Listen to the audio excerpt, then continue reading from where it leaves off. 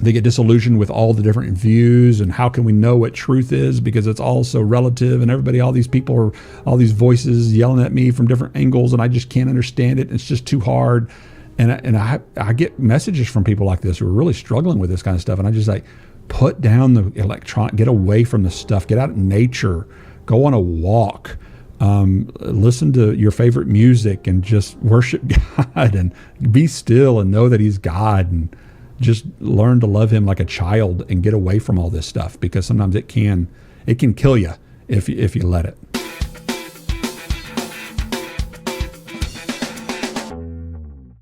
We're not saved because we have completely figured out God and all of the workings of the universe. We're saved because we hear the gospel, we believe it, we respond in faith, and we begin as children. We're born again. We're starting out in humility. We're starting out as people who go, I don't understand everything. I'm just going to proceed forward in childlike faith and trust. And I think it's good to go back to that place as often as we can, set aside those biases, set aside those divisions, and just go, I don't understand everything. I'm trusting Christ. And if you proclaim Christ, even as a pre-faith regeneration affirming Calvinist, if you proclaim Christ, I'm going to consider you a brother. I'm going to consider you a sister. Even though we sincerely disagree over that, I don't use it as a litmus test to determine your salvation. I'm not on the throne. I'm not the one that is making the call, come judgment. And I want to extend grace and mercy and charity with regard to that as much as possible, because by the standard in which we judge, we'll be judged. And so I want to disagree, and I have no problem with conviction and passion, and let's not abandon our love and desire for the best for the other person. Well, it's funny you say that, because the litmus test, if there's a litmus test that the Bible gives us to know who the brethren are, is how they treat each other. That's the litmus test. It's not doctrinal fidelity on all these extraneous points. Not to say that the points aren't necessarily important. It's to say that they're not the litmus test for Christian, brotherhood. If you're a part of Christ, then you will know them by their love, how they treat each other. Do they care about winning the argument, or do they care about the person, winning the relationship? And I don't always care about winning the relationship. Sometimes I just want to win the argument, and I know that's my fleshly side, because I know it because I'm convicted for it later. I feel conviction for it later. I feel the Spirit say, Leighton, you were acting in the flesh when you said that, or when you did that. And so I know that's the Spirit of God teaching me how to respond to my brothers, because I know that is the mark of a true child of God, is how they treat other children.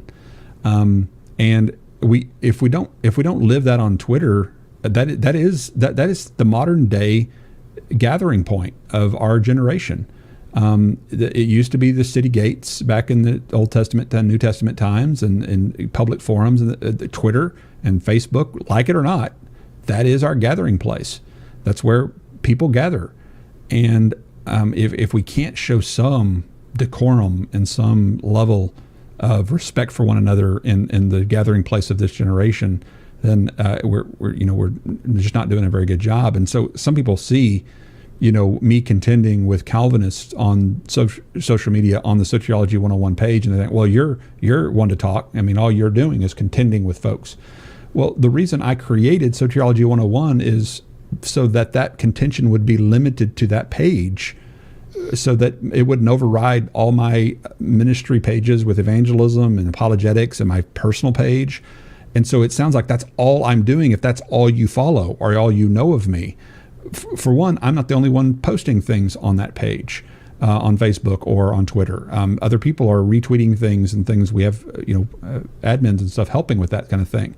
And so the reason I say that in public forum here is to remind people that if you're not practicing the daily disciplines, and you're not sharing your faith, and you're not attending your local church and getting discipled by other brothers and sisters who are older and more mature in the faith, and you're not living the Christian life, but all your Christian existence is relegated a majority to online debates over soteriology, then the imbalance is going to leave you dry inside. It's going to leave you dead inside. And I mean, I know that because I know when I've spent too much time, even in a day, if I spend 15 minutes in a day on that, I'm worn out. I'm just like, good night. This stuff just beats the crud out of me. And I feel like I want to take a shower after it sometimes. I just don't want to have anything to do with it. And so, but if that becomes your existence and what marks you, that's your Christian discipleship time, is to jump online and debate with other Christians, it really is going to leave you dry. And I think a lot of the quote unquote deconstruction that you see from people leaving Christianity, their lives prior to that were marked with a lot of that, because they get so disillusioned with how other Christians have treated them. They get disillusioned with all the different views, and how can we know what truth is, because it's all so relative, and all these people are, all these voices yelling at me from different angles, and I just can't understand it. It's just too hard. And I get messages from people like this who are really struggling with this kind of stuff, and I just like, put down the electronic, get away from the stuff, get out in nature, go on a walk, listen to your favorite music, and just worship God, and be still and know that He's God, and just learn to love Him like a child, and get away from all this stuff, because sometimes it can kill you if you let it. I think that's incredibly helpful, because we surround ourselves with all this noise, and it can be maddening. But you take your children, you take your family, take your dog, just go by yourself, go on a walk in the early morning. One of the things I love about the Genesis narrative is when God would show up and walk with Adam in the cool of the day. We don't serve, despite all the criticism, of divine hiddenness and the apologetic arguments for and against theism, we don't serve a God who is disinterested. We don't serve a God who doesn't desire relationship. Just the opposite. And God begins his revelation of who He is right at creation, with this desire to have a personal relationship and walk with Adam.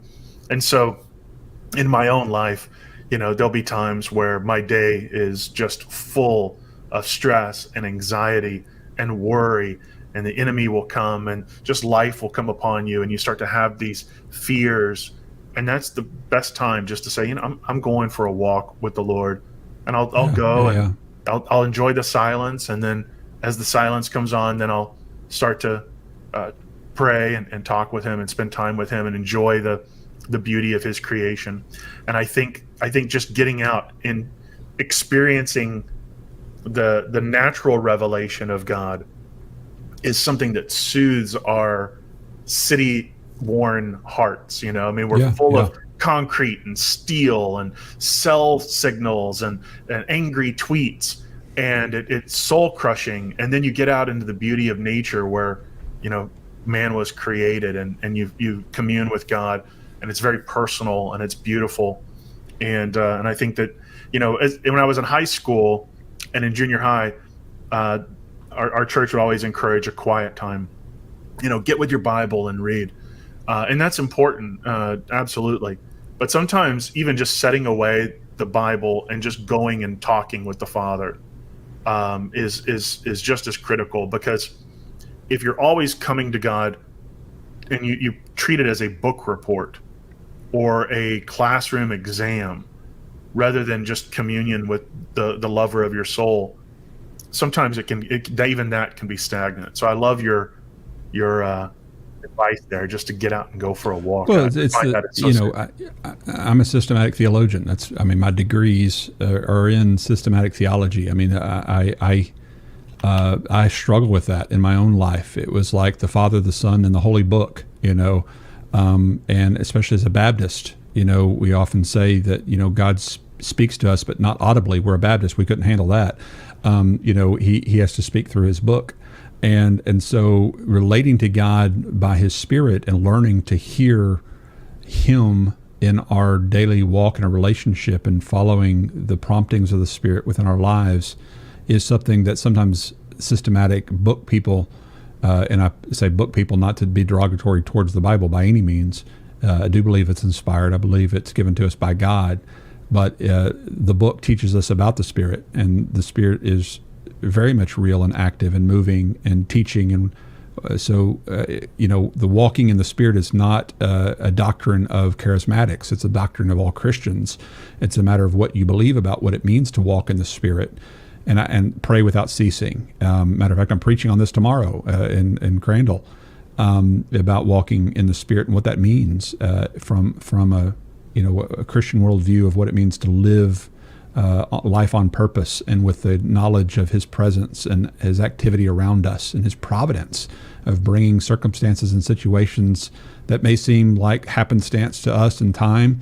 But one analogy I'll give in that message is talking about a testimony I'd heard from somebody in our class that was learning about walking in the Spirit. He's kind of a book guy too, systematic guy, and he was just trying to learn to walk in the Spirit, meaning be present.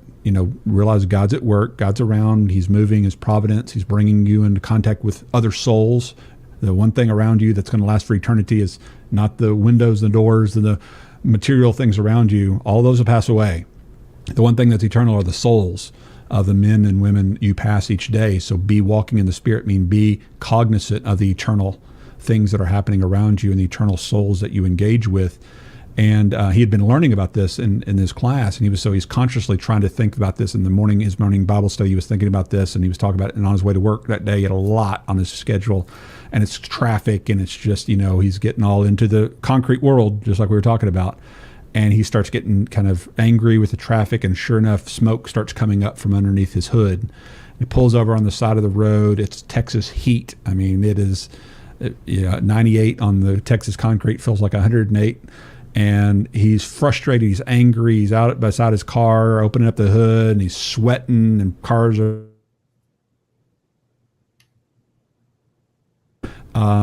and he slams the door, and he gets back in his car and gets the phone out, and it just kind of comes upon him. Walk in the Spirit. Be present. I have you, what's God doing around you right now? And he's just like, I don't want to think about that right now. I got meetings, and I got this, and I got mad, and I'm angry. And he just kind of kept hearing that voice, just walking in the Spirit. That's during the tough times too, during the inconveniences of life. And he just kind of hears that kind of in his mind, walk in the Spirit, walk in the Spirit. And so he finally gets AAA out there to pick up his car and getting him, and he's trying to text people, tell him I'm going to be late, and he's just still dealing with all of this, and it just kind of keeps coming up. The voice just kind of keeps that, walk in the Spirit, walk in the Spirit. And he gets in the cab with the tow truck driver, and his phone dings, about his meeting, and he just feels this overwhelming conviction, don't look at your phone, walk in the Spirit, walk in the Spirit. And so he says, well, what does that mean? What does that mean? He goes, oh yeah, it means these souls. That life, that's the one thing. This tow truck's not eternal. My car's not eternal. The only thing that's eternal is this man right here driving next to me. And so because of that, he turns to him and says, well, how's your day been? And just starts talking to him. Long story short, finds out this young Hispanic man's about to get a divorce. He's going through this whole conflict with his spouse. They got 2 young kids. He doesn't know what to do. He's trying to do something about them. He can't afford counseling because he's barely making it by. His wife lost his job, all kinds of stuff he's dealing with, right? And so it's just dinging. His light's just dinging on, and he's just thinking, man, I get emotional thinking about this. This is a really cool story. But he just goes on to talk about how he said, well, just that week, he said earlier that week we had learned about that we were starting this new marriage thing for marriage counseling in our church. It's free. And he just remembered it, kind of came to his mind. And he said, hey, our church is offering free marriage group studies that really help. He said, before you go through the divorce, because he just said, I promise you, because he happened to work in the law and field in the law. He said, I promise it's going to cost you a lot more if you get divorced than if you stay together. So just let me just tell you that's not always the best way to go, even from a financial standpoint. He said, instead of getting a divorce, would you just come to the church and just go through a few of these sessions, these group sessions? And the guy, he took his card and he agreed to come. And so he and his wife showed up.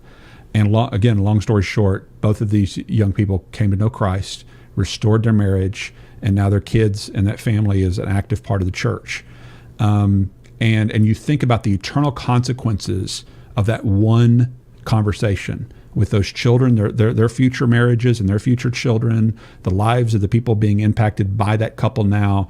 Innumerable lives change because of one conversation of a person who says, I'm going to walk in the Spirit at this moment instead of being consumed by the external temporary circumstances of life. I'm going to walk in the Spirit and engage with who God puts in my path today and how it changed his entire day. And he said, I've never, ever been like on cloud 9 inside of a mechanic's shop, waiting for my car to get fixed. I was on cloud 9. When I was texting people, I wasn't texting about meetings that I'm missing.